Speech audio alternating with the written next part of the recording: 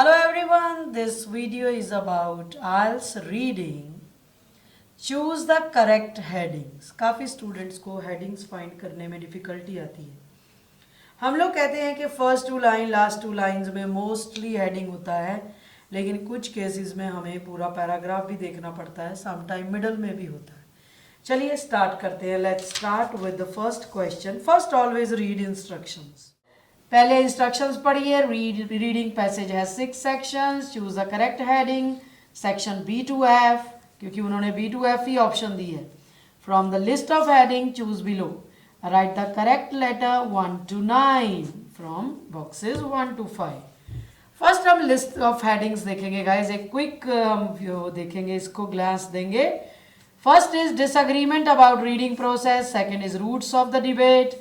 Third is combined approach. Fourth is methods of teaching reading. Fifth is controversial approach. Then inconclusive research, research with learners, allowing teachers more control, a debate among educators. अब हमने थोड़ा सा देख लिया कि क्या क्या headings हैं. अब हम चलते हैं B पे, क्योंकि उन्होंने B एक ही उन्होंने ऑलरेडी आपको एग्जाम्पल दी है 9. आ डिबेट अमंग एजुकेटर. सबसे पहले हम वो भी देखेंगे एक बार. ए पे जाइए. Learning to speak is automatic for almost all children, but learning to read requires elaborate instruction and conscious effort. Guys अगर हम हेडिंग देखें पैसेज का, how should reading be taught, तो उसके अंदर उसने बोला well aware of the difficulties educators have given great deal of thought to how they can best help children learn to read. No single method has trimmed. Indeed, heated arguments about the appropriate approach form of reading instruction continue to polarize the teaching community. तो इसका clear heading है debate among educators, क्योंकि उसने educators की बात की है कि उनमें हीटेड आर्गूमेंट चल रहा है. तो चलते हैं हम बी में गाइस. बी में देखिए अभी क्या है. उसने बोला है 3 general approaches have been tried, यानी कि 3 कोई अप्रोच ट्राई की गई है. पहली क्या है, in one called whole world instruction children learn by rote how to recognise at glance at vocabulary of 50 to 100 words. क्या करते हैं वो, क्रैमिंग करके बच्चे याद कर लेते हैं 50 से 100 वर्ड. फिर वो ग्रेजुअली एक्वायर करते हैं दूसरे वर्ड्स को, often through seeing them used over and over again in the context of a story. अब देखिए गाइज, यहाँ पे उसने अप्रोच की बात की, पहली की बात की है. अगर हम देखो नेक्स्ट थर्ड पैरा में जाओ, many schools have adopted a different approach, the whole language method. means कुछ schools ने ये whole language method use किया है. लास्ट में जाइए, many teacher adopted whole language approach because of its intuitive appeal. उन्होंने ये वाली की है. उसने फिर बोला है making reading fun. तो देखिए डिफरेंट उसने अप्रोचेस की बात की है. अगर हम लास्ट में देखें एंड में इसके, the presumed benefits of whole language instruction and contrast to the perceived dullness of phonics led to the growing acceptance across American during the 90s and a movement away from phonics. चलिए अब हम options में देखते हैं guys. देखिए यहाँ approach और बात हुई है किसी मेथड की, तो इसमें देखिए 2 ही फिट होते हैं, थर्ड एंड फोर्थ. लेकिन कंबाइंड अप्रोच की यहाँ कोई बात नहीं हो रही, क्योंकि उसने क्या बोला है, कुछ लैंग्वेज उन्होंने क्या बोला है, उन्होंने यूज की है होल वर्ड इंस्ट्रक्शन, फिर किसी ने की है होल लैंग्वेज मेथड, ठीक है, फिर टीचर्स ने भी की है होल लैंग्वेज. तो आंसर हो गया मेथड्स ऑफ टीचिंग रीडिंग. तो आंसर क्या हो गया हमारा इसका, 4th methods of teaching reading. चलिए गाइस अब चलते हैं हम सी पैराग्राफ पे. उसने लिखा हाउएवर, यानी कि पहले ही उसको कुछ है, यानी कि confusion, disagreement. However, many linguists and psychologists objected strongly to the abandonment of phonics in American school. यानी कि उन्होंने पहले ही ऑब्जेक्ट किया है कि क्यों नहीं यूज कर रहे phonics. Why was this so? In short, because research had clearly demonstrated in understanding how letters related to the component sounds in words is critically important in reading. This conclusion rests in part on knowledge of how experienced readers make sense of words on page. अगर हम and में देखें, this supports the idea that readers convert strings of letter to sounds. अब guys देखिए phonics क्या है, a method of teaching people to read by correlating sounds with symbols. अब उस पर वो कह रहा है कि कईयों को इतराज था कि कई स्कूलों ने उसे यूज नहीं किया. तो चलते हैं हम ऑप्शंस में। इसमें देखिए फर्स्ट ऑप्शन देखिए, डिसएग्रीमेंट अबाउट रीडिंग प्रोसेस। यहां डिसएग्रीमेंट हुआ है क्योंकि उसने बोला however many linguists and psychologists objected strongly to the approach जो रीडिंग प्रोसेस फॉलो की जा रही है अमेरिकन स्कूल्स में। और आगे भी उन्होंने देखिए मिडल में क्या बोला, advocates of old language instruction have argued forcefully people often derive meaning directly from print. Some psychologists today accept this view, but disagreement. Most believe reading is typically a process of rapidly sounding out words mentally. So the answer will be A, disagreement about reading process. Now let's move to D para. In order to evaluate different approaches to teaching reading, a number of experiments have been carried out. Firstly with college students, then with school pupils. Investigators trained English-speaking college students to read using unfamiliar symbols such as Arabic letters, the phonics approach, while another group learned entire words associated with certain strings of Arabic letters whole word. Then both groups were required to read a new set of words constructed from original characters.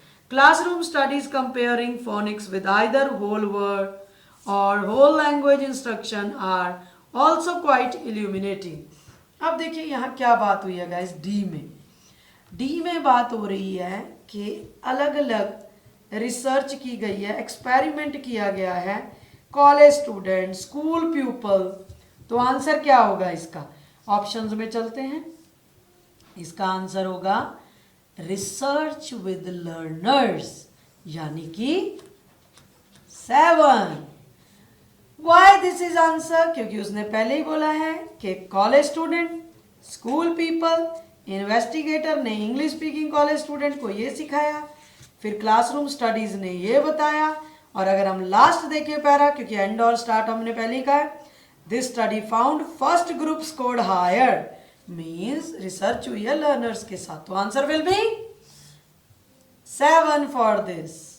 Okay, let's move to E para.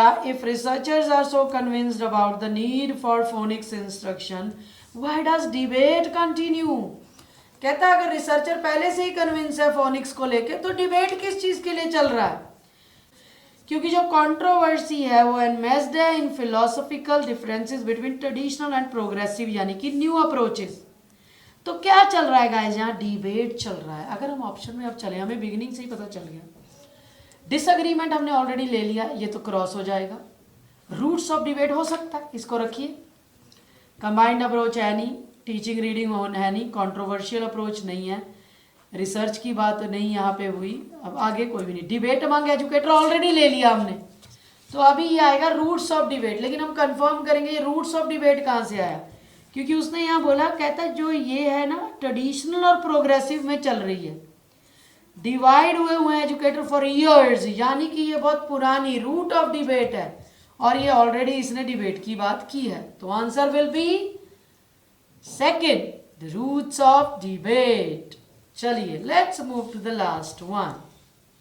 अगर हम F में देखें, F में वो कर रहा है, कहता अगर स्कूल्स ऑफ एजुकेशन इंसिस्ट करते हैं कि would be reading teacher learn something about vast research in linguistics and psychology that bears on reading, their graduates would be more eager to use phonics and would be prepared to do so effectively. They could allow their pupils to apply the principles of phonics while reading for pleasure. यानी कि वो बता सकते हैं कि जब वो enjoy के लिए भी पढ़ रहे हैं तब भी उन्हें प्रिंसिपल पता हो। Using all language activities to supplement phonics instruction certainly helps to make reading fun and meaningful for children. So no one would want to see such tools discarded. Indeed, recent work has indicated that combination of literature-based instruction and phonics is more powerful than either method used alone. Now you have got the answer, guys. वो क्या कह रहा है? एक एक नहीं method कह रहा है, combination of literature-based instruction and phonic is more powerful than either method. एक मेथड की बजाय इनका कॉम्बिनेशन बेस्ट रहेगा। और आगे देखिए उसने क्या बोला, teachers need to strike a balance. यहां मतलब दोनों अप्रोचेस में बैलेंस, कंबाइंड अप्रोच चलिए ऑप्शन में चलते हैं। थर्ड ऑप्शन देखिए गाइस, कंबाइंड अप्रोच, डायरेक्ट ही दिया हुआ है थर्ड ऑप्शन कंबाइंड अप्रोच। उसने क्या बोला है, टीचर बैलेंस करें और ये एक मेथड की बजाय दोनों यूज हो, तो ये होगी कंबाइंड अप्रोच।